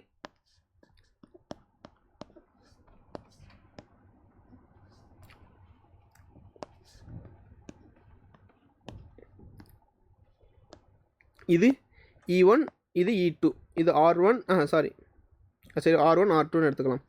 ஓகேவா? இப்போ நம்ம தெளிவாக பார்த்துக்கணும் என்னென்னா, இந்த ரெண்டையுமே ஃபுல்லாக கன்சால்டேட் பண்ணிவிட்டு இந்த 2 இஎம்எஃப்க்கு இந்த 2 செல்லுக்கு பதிலாக நம்ம ஒரே ஒரு செல்லு யூஸ் பண்ண போகிறோம். இந்த ஒரே ஒரு செல்லு மட்டும் நம்ம யூஸ் பண்ண போகிறோம். இந்த 2 செல்லுக்கு பதிலாக நம்ம ஒரே ஒரு செல்லு யூஸ் பண்ண போகிறோம்.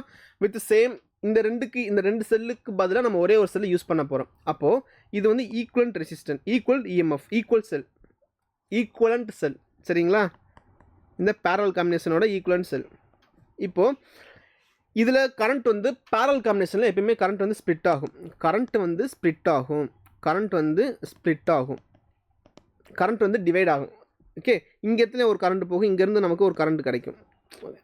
இது இங்கேருந்து நமக்கு கரண்ட் வந்து இன்கேஸ் இங்கேருந்து கரண்ட் ஃப்ளோ ஆச்சுன்னா இங்கே நமக்கு கரண்ட் வந்து ஸ்ப்ளிட் ஆகும் அப்படின்னு சொல்லலாம். அப்போது இன்கேஸ் இது I1 அப்படின்ற கரண்ட் இங்கே ஃப்ளோ ஆச்சுன்னா இங்கே வந்து I2 அப்படின்ற கரண்ட் வந்து ஃப்ளோ ஆகும்.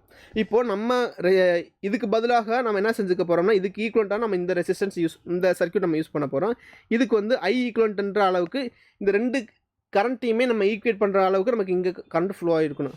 ஃபஸ்ட் நம்ம என்ன செஞ்சுக்கலாம்னா first of all the equivalent current will be equal to I1 + I2 அப்படின்னு எழுதிக்கலாம்.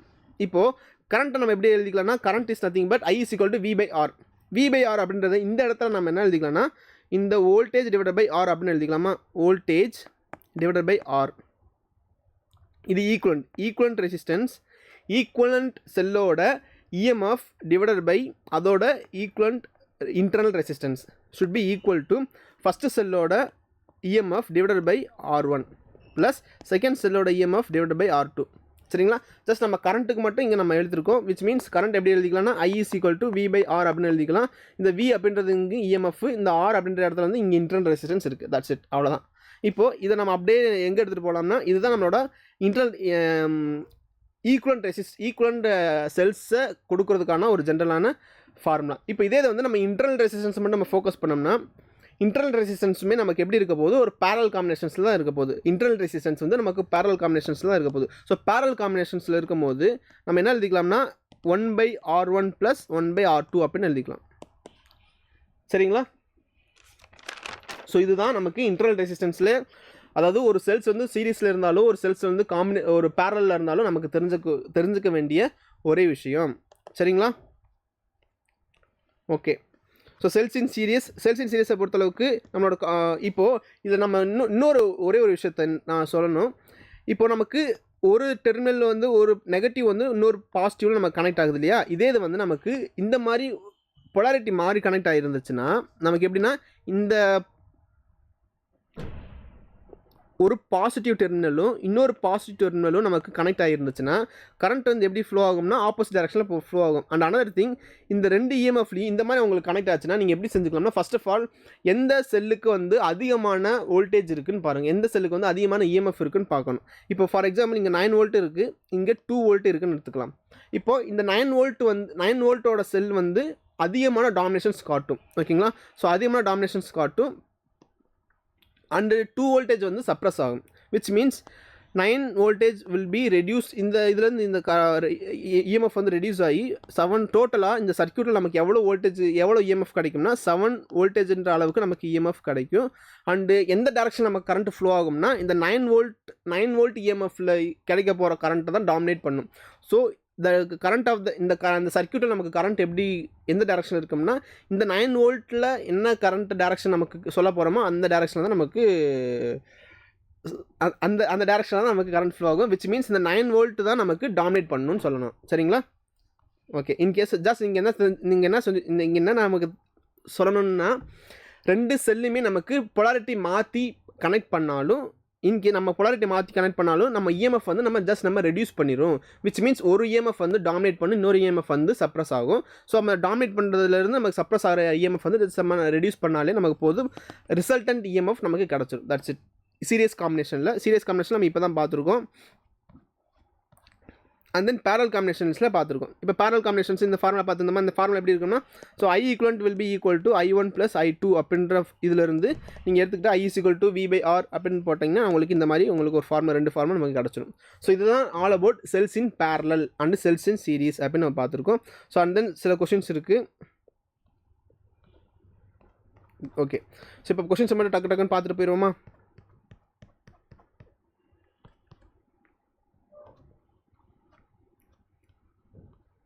ஓகே. ஸோ இங்கே என்ன கேட்டிருக்காங்கன்னா a straight line is plotted showing the terminal potential difference of a cell as a function of current drawn from it. It is shown in the figure. The internal resistance of the cell could be then. Internal resistance கண்டுபிடிக்கிறதுக்காக internal resistance R is nothing but V/I. இப்போ இந்த இடத்துல நமக்கு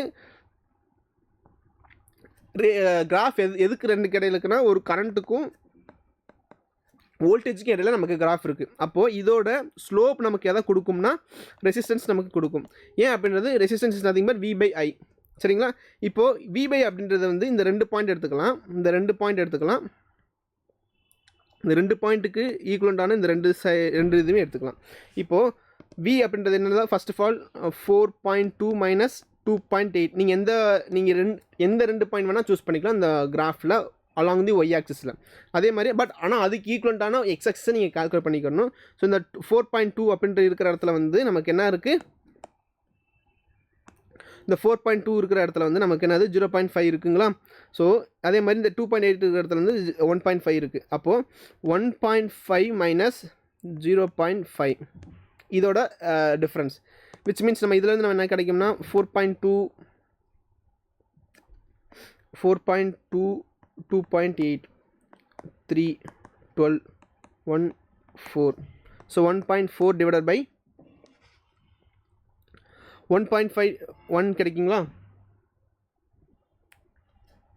ஆக்சுவலாக இங்கே questions என்ன ஆகுனா இங்கே 1.0 கிடைக்கணும். ஓகே, 0.5 1 1.5 2 அப்படின்னு இருக்கும். ஸோ இங்கே நமக்கு என்ன கிடைக்கும்னா 10 அப்படின்னு இருந்திருக்கணும். அதனால் 1 மைனஸ் 0.5 அப்படின்றது 0.5 அண்ட் அகெயின் 14 மைனஸ் 5. இதிலிருந்து நமக்கு 1 5 is 5, 2 5s are 10, balance 4.05 5 8s are 40. சரிங்களா? அப்போ நமக்கு ரெசிஸ்டன்ஸ் எப்படி கிடைக்குதுன்னா 2.8 வந்து ஓம் நமக்கு கிடைக்குது. ஸோ இதுதான் நம்மளோட ஆன்சர் கிடைக்கும். இப்போது இந்த ரேண்டமாக இந்த 2 வேல்யூ எடுத்தோம் இல்லையா, 4.2 2.8. நீங்கள் இங்கே இருக்க 2.8 1.4 அப்படின்ற வேல்யூ எடுத்தாலும் உங்களுக்கு சிமிலரான ஆன்சர்ஸ் தான் நமக்கு கிடைக்கும். சரிங்களா? ஸோ நம்மளோட கரெக்ட் ஆன்சர் என்னது ஏ. தென் a cell of EMF and internal resistance is connected across the variable external resistance. The graph of terminal potential difference is a function. இப்போது இதில் நமக்கு ஃபஸ்ட்டு ஃபார்முலா நம்ம ஃபோக்கஸ் பண்ணி பார்ப்போம். ஃபார்முலா எப்படி இருக்க போகுதுன்னா,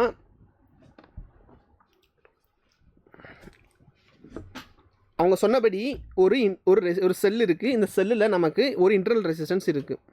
சரிங்களா? இது இன்டர்னல் ரெசிஸ்டன்ஸ். இது வந்து ஒரு செல், இது நம்மளோட செல். இந்த இன்டர்னல் ரெசிஸ்டன்ஸ் கூட ஒரு எக்ஸ்டர்னல் ரெசிஸ்டன்ஸை நம்ம கனெக்ட் பண்ணுறோம். இது வந்து வேரியபிளாக இருக்குது, இது நமக்கு வேரியபிளாக இருக்குது. இப்போது இந்த ஹோல் சர்க்யூட்டுக்கு நம்ம ஃபர்ஸ்ட் ஆஃப் ஆல் நம்ம ஃபார்முலா எழுதணும்னா, இந்த சர்க்யூட்டில் நமக்கு எவ்வளோ கரண்ட் ஃப்ளோ ஆகும், ஐ அப்படின்றது வந்து I is nothing but V/R. I is nothing but V/R. இந்த சர்க்யூட்டில் நமக்கு பொட்டன்ஷியல் டிஃபரன்ஸ் எவ்வளோ கிரியேட் ஆகும், இந்த EMF தான் நம்ம கிரியேட் பண்ணணும். So epsilon divided by R. R அப்படின்றது வந்து ரிசல்டன்ட் ரெசிஸ்டன்ஸ். அப்போது இங்கே ஒரு ஸ்மால் ரெசிஸ்டன்ஸ் இருக்குது, இங்கேயுமே நமக்கு ஒரு வேரியபிள் ரெசிஸ்டன்ஸ் இருக்குது. So the sum of the resistance will be, எங்கேருந்து வந்துருச்சு இது, I is equal to V/R அப்படின்ற ஃபார்முலாவில் இருந்து ஓம்ஸ்லாவில் நம்ம இந்த ஃபார்முலாவை எழுதியிருக்கோம். சரி, ஓகே. இப்போது இந்த டெர்மினல் பொட்டன்ஷியல் கேட்டிருக்காங்க இல்லையா, இந்த டெர்மினல் பொட்டன்ஷியல் அப்படின்றது வந்து இந்த வேரியபிள் ரெசிஸ்டன்ஸுக்கு கீழே எவ்வளோ பொட்டன்ஷியல் ட்ராப் ஆகும் அப்படின்றது. ஸோ அது எவ்வளோ ட்ராப் ஆகும்னா V is nothing but IR. அப்போது I இன்ட்டு இந்த ரெசிஸ்டன்ஸோட R. I அப்படின்றது வந்து என்னது, EMF divided by R plus R into R. இதை நம்ம மறுபடியும் இப்படி கூட எழுதிக்கலாம். எப்படி எழுதிக்கலாம்னா, இங்கே எழுதுகிறேன், V is nothing but epsilon divided by R plus R divided by R அப்படின்னு கூட எழுதிக்கலாம். ஜஸ்ட் நம்ம டினாமினேட்டருக்கு கொண்டு வந்துடலாமா? ஓகே, டினாமினேட்டருக்கு நம்ம கொண்டு வந்துடலாம். இப்போது epsilon divided by 1 plus R divided by R அப்படின்னு எழுதிக்கலாம். சரிங்களா? இதுதான் நம்மளோட டெர்மினல் பொட்டன்ஷியல். இதுதான் நம்மளோட டெர்மினல் வோல்டேஜ் அப்படின்னு கூட, டெர்மினல் பொட்டன்ஷியல் டிஃபரன்ஸ் இல்லைனா டெர்மினல் வோல்டேஜ் அப்படின்னு நம்ம சொல்லலாம். இப்போது ஜஸ்ட் நம்ம லிசன், எப்போ நம்ம இப்போ கிராஃப் பார்த்தீங்கன்னா உங்களுக்கு அலாங் தி ரேடியஸ் ரெசிஸ்டன்ஸ் வந்து இன்க்ரீஸ் பண்ணுறதுக்கும், நீங்கள் ரெசிஸ்டன்ஸ் இன்க்ரீஸ் பண்ண உங்களுக்கு பொட்டன்ஷியல் டிஃப்ரென்ஸ் எப்படி இருக்குது, அதோட EMF with respect to EMF அப்படின்றத நமக்கு கிராஃப் இருக்கா. இப்போ இந்த R அப்படின்றது இருக்கா, இந்த ரெசிஸ்டன்ஸ் வந்து நீங்கள் இன்க்ரீஸ் பண்ணிங்கன்னா உங்களுக்கு என்ன செய்யும், இந்த ஹோல் டினாமினேட்டரும் ரெடியூஸ் ஆகும். ஏன்னா நீங்கள் ஹோல் டினாமினேட்டரோட வேல்யூ நமக்கு ரெடியூஸ் ஆகும். 1 ப்ளஸ் ஸ்மால் வேல்யூ அப்படின்றது வந்து 1 தான். சரிங்களா? அப்போது நீங்கள் இன்க்ரீஸ் பண்ண உங்களுக்கு V வந்து எப்படி கிடைக்கும்னா, it will be tends to EMFக்கு தான் கிடைக்கும். இதவே நம்ம அப்படியே உல்ட்டாவாக யோசிச்சு பார்த்தோம்னா, இன்கேஸ் நமக்கு ரெசிஸ்டன்ஸை ரொம்ப கம்மி பண்ணணும்னா R வந்து கிரேட்டர் ஆயிரும். R வந்து நமக்கு கிரேட்டர், விச் மீன்ஸ் இந்த டேர்ம் வந்து கொஞ்சம் கிரேட்டராக இருக்கும். இதோட வேல்யூ வந்து நமக்கு இன்ஃபினிட்டிக்கு போயிடும். கரெக்டுங்களா? இதோட வேல்யூ வந்து நமக்கு இன்ஃபினிட்டிக்கு போயிடும், which means V will be proportional to அதாவது terminal potential difference is proportional to EMF. இப்போது ஒரு பாயிண்ட்டுக்கு மேலே அதனால் போகவே முடியாது. எப்போவுமே நமக்கு என்ன கேசஸ்னால் ஒரு செல்லில் நமக்கு இதுதான் இந்த இடத்துல நமக்கு பொட்டன்ஷியல் டிஃப்ரென்ஸ் டெர்மினல் வோல்டேஜ் கிடைக்கும். எவ்வளோ டெர்மினல் வோல்டேஜ் கிடைக்கும்னா எப்போவுமே இங்கேருந்து போகிறத விட நமக்கு கம்மியாக தான் கிடைக்கும். அதாவது இஎம்எஃப் விட நம்ம டெர்மினல் வோல்டேஜ் வந்து எப்பவுமே கம்மியாக தான் இருக்கும். ஏன்னா இதுதான் சோர்ஸ், இங்கே தான் நமக்கு சோர்ஸ். ஸோ சோர்ஸில் தான் நமக்கு எப்போவுமே அதிகமான வோல்டேஜ் இருக்கும், அதிகமான பொட்டன்ஷியல் டிஃப்ரென்ஸ் இருக்கும் comparatively terminal potential difference. So இந்த கண்டிஷன் நம்ம பேஸ் பண்ணி பார்த்தோம்னா ஃபர்ஸ்ட் ஆஃப் ஆல் நமக்கு ரெசிஸ்டன்ஸ் இன்க்ரீஸ் பண்ணும்போது நமக்கு வோல்டேஜ் இன்க்ரீஸ் ஆகும். ஒரு பர்டிகுலர் பாயிண்ட்டுக்கு மேலே இஎம்எஃப்பை தாண்டி அதனால் வோல்டேஜ்னால போகவே முடியாது.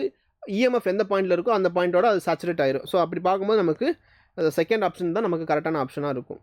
சரிங்களா? ஓகே, சரி. இப்போது இங்கே நம்ம பார்க்கணும்னா if 10 volt cell of negligible internal resistance, okay, cell voltage என்னது 10 volt, negligible internal resistance connected with parallel across the cell of EMF அப்படின்றது வந்து நமக்கு 200 voltage and internal resistance small R அப்படின்றது வந்து 38 ohm as shown in the figure. Find the value of current in the circuit. அந்த கரண்ட்டை நம்ம கண்டுபிடிக்கணும். சரிங்களா? கரண்ட் நம்ம கண்டுபிடிக்கிறதுக்கு பேசிக்காக நம்ம என்ன தெரியணும், ஃபர்ஸ்ட் ஆஃப் ஆல் நம்மக்கிட்ட அந்த ரெண்டு செல் இருக்குங்க இல்லையா? இப்போ இந்த ரெண்டு செல்லில் எந்த செல்லு வந்து நமக்கு டாமினேட்டாக இருக்கும்னா 200 volt இருக்குது, 10 volt இருக்குங்களா? இப்போது இந்த 200 voltோட செல்லு தான் நமக்கு டாமினேட்டாக இருக்கும். 200 volt செல்லு தான் நமக்கு அது நமக்கு டாமினேட் பண்ணோம்னா, அண்ட் அகைன் நம்ம கனெக்ஷன்ஸ் பார்த்தீங்கன்னா இந்த ரெண்டுமே சேம் டெர்மினல் கனெக்ட் பண்ணியிருக்காங்க. விச் மீன்ஸ் இது டாமினேட் பண்ணுறனால இந்த பொட்டன்ஷியல் வந்து இந்த பொட்டன்ஷியலை ரெடியூஸ் பண்ணி விட்டுரும். So that I is equal to V by R அப்படின்ற ஃபார்முலா ஓம்ஸில் நம்ம யூஸ் பண்ணோம்னா இந்த செல்லில் இருக்கிற டோட்டல் பொட்டன்ஷியல் டிஃப்ரென்ஸ் எவ்வளோ இருக்க போகுது, 200 minus 10 divided by இதில் ரெசிஸ்டன்ஸ் இருக்க போது 38. ஸோ இதுதான் நம்மளோட ஆன்சராக இருக்க போகுது 190 divided by 38. அப்படி இல்லாட்டினா I is equal to 120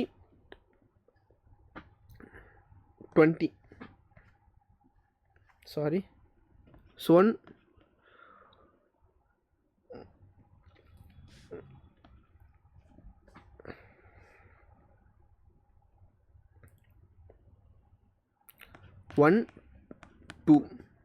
10 divided by 2 is equal to 5 ampere.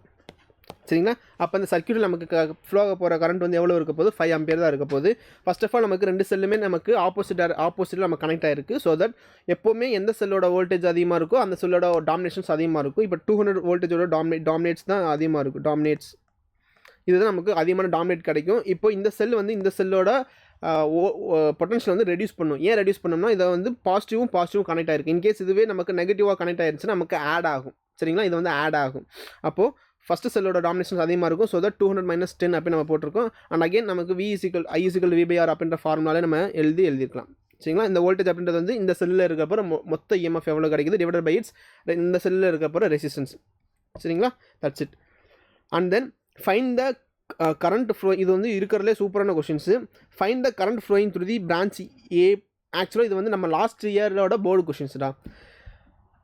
ஏபிலையும் நமக்கு ஏபி பாயிண்ட்லேயுமே அண்டு பிசி பாயிண்ட்டில் நமக்கு எவ்வளோ கரண்ட் ஃப்ளோ ஆகுது அப்படின்றத நம்ம தெரிஞ்சுக்கணும். அதுக்கு முன்னாடி நம்ம என்ன செஞ்சுக்கலாம், இந்த சர்க்யூட் அப்படியே ஜஸ்ட் நம்ம இப்படி ரீரைட் பண்ணிக்கலாம்.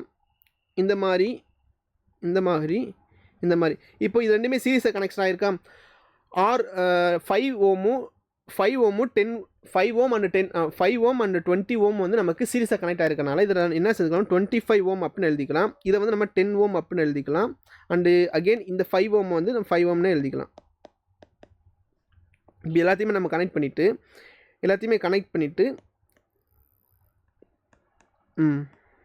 ஸோ இது நெகட்டிவ், இது பாசிட்டிவ், இது நெகட்டிவ். இப்போது இந்த செல்லில் நம்ம என்ன யூஸ் பண்ண போகிறோம்னா கிர்ச்சாஃப்ஸ்லாம் யூஸ் பண்ண போகிறோம். கிர்ச்சாஃப்ஸ்லாம் ஜங்ஷன்லாம் யூஸ் பண்ண போகிறோம். வோல்டேஜ்லாம் நம்ம யூஸ் பண்ண போகிறோம். எப்போது கரண்ட் எந்த மாதிரி டேரக்ஷனில் போகணும்னா பாசிட்டிவ் நெகட்டிவ் பாஸ் ஆகுமா. ஸோ இந்த கரண்ட் வந்து இந்த டேரக்ஷன் நமக்கு பாஸ் ஆகும். ஃபஸ்ட் லூப்பை பொறுத்தளவுக்கு, செகண்ட் லூப்பை பொறுத்தளவுக்கு பாசிட்டிவ் டு நெகட்டிவ் இந்த மாதிரி கிளாக் வைஸ் நமக்கு கரண்ட் வந்து ஃப்ளோ ஆகும். இப்போது இந்த பாசிட்டிவ் டெர்மினலேருந்து கரண்ட் ஃப்ளோ ஆகும் பொழுது இந்த கரண்ட் வந்து I1 அப்படின்னு எடுத்துக்கலாம். இந்த கரண்ட் வந்து நம்ம I1 எடுத்துக்கலாம். இங்கேருந்து நமக்கு செகண்ட் எவ்வளோ பொட்டன்ஷியல் 5 volt, இங்கே 10 volt. இப்போது 10 voltலேருந்து நமக்கு கிடைக்க போகிற கரண்ட்டை வந்து என்ன கொடுக்க போகிறோம், I2 அப்படின்னு எழுதிக்கலாம். அப்போ அந்த ரெண்டு கரண்ட்டுமே மெர்ஜ் ஆகி இந்த பிரான்ச் எந்த பிரான்ச்சில் போக போகுது, BM. இந்த BM அப்படின்ற பிரான்ச்சில் நமக்கு மூவ் ஆகுதா. ஸோ ABCDM என். சரிங்களா? இப்போ இந்த 2 கரண்ட்டுமே மெர்ஜ் ஆகி நமக்கு பிஎம் அப்படின்ற பிரான்ச்சில் நமக்கு மூவ் ஆகும்பொழுது I1 + I2 அப்படின்ற கரண்ட் வந்து எதுக்கு ஃப்ளோ ஆகும்னா நமக்கு பிஎம் பிரான்ச்சில் நமக்கு எவ்வளோ கரண்ட் ஃப்ளோ ஆகும்னா I1 + I2 அப்படின்ற அளவுக்கு நமக்கு கரண்ட்டு வந்து ஃப்ளோ ஆகும். சரிங்களா? அண்ட் அகெயின் ஒன்ஸ் பி பிரான்ச்லேருந்து பி பாயிண்ட்லேருந்து நமக்கு 2 கரண்ட் ஸ்ப்ளிட் ஆகுது. அப்படி ஸ்ப்ளிட் ஆகும்பொழுது அஸ்யூஷுவலாக நமக்கு எப்படின்னா இந்த பிரான்ச்சில் நமக்கு I1 அப்படின்ற கரண்ட்டு ஃப்ளோ ஆகும், இந்த இடத்துல I2 அப்படின்ற அளவுக்கு கரண்ட்டு ஃப்ளோ ஆகும். சரிங்களா? அகெயின் நான் சொல்கிறேன், நமக்கு செல் எடுத்துருக்கோம், 2 செல் இருக்குது, 5 voltage sell and 10 voltage sell. 5 volt EMF இருக்கிற ஒரு செல், 10 வோல்டேஜ் இஎம்எஃப் இருக்கிற செல். இந்த 5 வோல்ட் இஎம்எஃப் இருக்கிற செல்லுனால நமக்கு ஆன்டி கிளாக் வைஸ் டைரக்ஷனில் கரண்ட் ஃப்ளோ ஆகும். 10 வோல்டேஜ் செல் இருக்கிறனால நமக்கு கிளாக் வைஸ் டைரக்ஷனில் கரண்ட் வந்து ஃப்ளோ ஆகும். இப்போ கரண்ட் ஃப்ளோ ஆகும்போது ஃபஸ்ட்டு செல்லேருந்து வர போகிற கரண்ட் வந்து நம்ம I1 வச்சுக்கலாம், செகண்ட் செல்லேருந்து வர போகிறது I2ன்னு எடுத்துக்கலாம். எம் ஜங்ஷனில் வந்து அந்த 2 கரண்ட்டுமே மெர்ஜ் ஆகி நமக்கு வரனால நமக்கு அந்த 2 கரண்ட்டையும் நம்ம ஆட் பண்ண போகிறோம். சரிங்களா? அதுக்கடுத்து அப்படி பார்க்கும்பொழுது நமக்கு பிஎம் பிரான்ச்சில் நமக்கு என்ன கரண்ட் கிடைக்க போகுதுன்னா I1 + I2 அப்படின்ற அளவுக்கு நமக்கு கரண்ட்டு நமக்கு கிடைக்கும். ஒன்ஸ் வந்து பி பாயிண்ட்லேருந்து நமக்கு கரண்ட் வந்து 2 ஸ்ப்ளிட் ஆகுது. கரெக்டாக? அப்போ 2 ஸ்ப்ளிட் ஆகிறனால நமக்கு ஃபர்ஸ்ட் ஆஃப் ஆல் மெர்ஜ் ஆன கரண்ட் வந்து 2 ஸ்ப்ளிட் ஆகிறனால இனிஷியலாக நமக்கு எவ்வளோ I1 அப்படின்ற கரண்ட்டு ஃபஸ்ட்டு லூப்லேயும் செகண்ட் லூப்பில் I2 அப்படின்ற கரண்ட்டு நமக்கு ஃப்ளோ ஆகும். சரிங்களா? இந்த I1 I2 அப்படின்றது வந்து இட்ஸ் பேஸ் ஃபார் பிஎம் பிரான்ச்சுக்கு மட்டும் நம்ம I1 I2 கிடைக்கும். இப்போது நமக்கு 2 ஈக்குவேஷன் நம்ம ஃப்ரேம் பண்ணணும். அந்த 2 ஈக்குவேஷன் நம்ம சால்வ் பண்ணால் அந்த கொஷின்ஸ் முடிஞ்சிச்சு. ஃபஸ்ட் லூப் பார்ப்போம். ஃபஸ்ட் லூப்பில் எந்த லூப் பார்க்க போகிறோம்?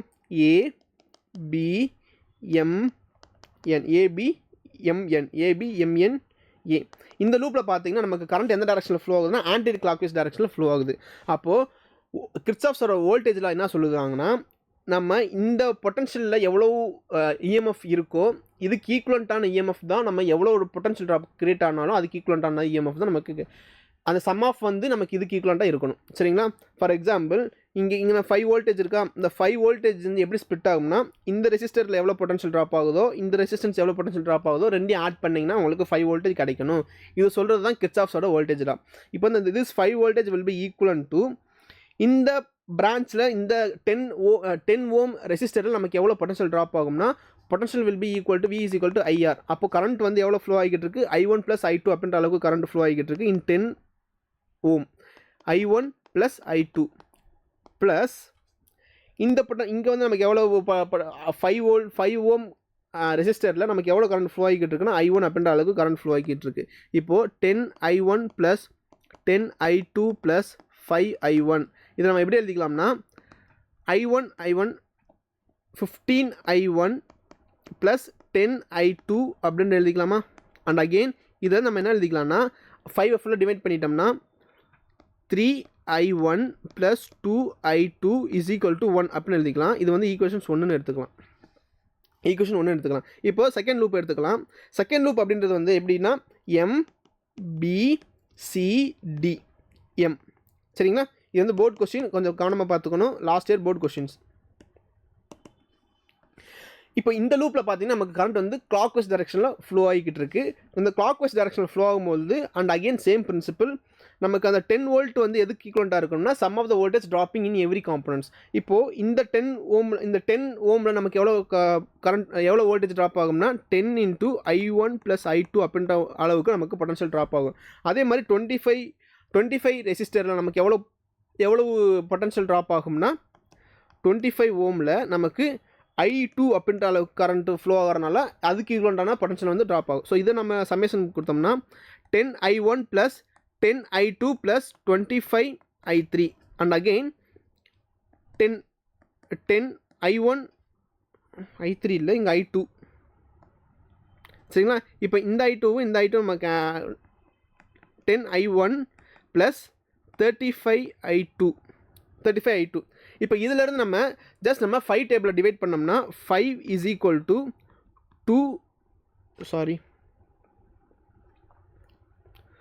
2 is equal to 2I1 + 7I2 அப்படின்னு நம்ம எழுதிக்கலாம். சரிங்களா? இது வந்து ஈக்குவேஷன்ஸ் 2. இந்த 2 ஈக்குவேஷனையுமே நம்ம சால்வ் பண்ணால் மட்டும் போதும். இப்போ நம்ம என்ன செஞ்சுக்கலாம்னா ஃபஸ்ட் ஈக்குவேஷன் செகண்ட் ஈக்குவேஷன் பார்க்கும்பொழுது ஃபஸ்ட் ஈக்குவேஷனை நம்ம 2ஆல் மல்டிப்ளை பண்ணுவோம். செகண்ட் ஈக்குவேஷனை 3ஆல் மல்டிப்ளை பண்ணும்பொழுது நம்ம I1 நம்ம எலிமினேட் பண்ணிடலாம். என்ன செஞ்சுக்கலாம்? எலிமினேஷன் மெத்தட் தான். எலிமினேஷன் எலிமினேஷன் மெத்தட் என்னது? ஃபர்ஸ்ட் ஆஃப் ஆல் ஃபர்ஸ்ட் ஈக்குவேஷன்னா we are going to multiply with 2